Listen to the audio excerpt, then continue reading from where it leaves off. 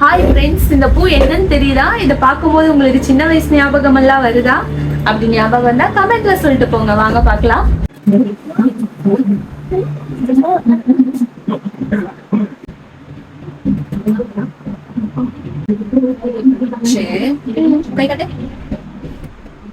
சின்ன வயசுல எதுவும் நகத்துக்கு பதிலாக நாங்க சின்ன வயசுல சூப்பரா இருக்கும். ஜாலியா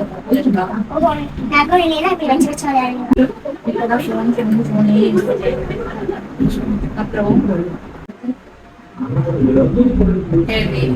சொல்லிட்டா இதுல இருக்க பாருங்க. இதுல வந்து இந்த வித மாதிரி இருக்கா, இது ஒவ்வொன்னா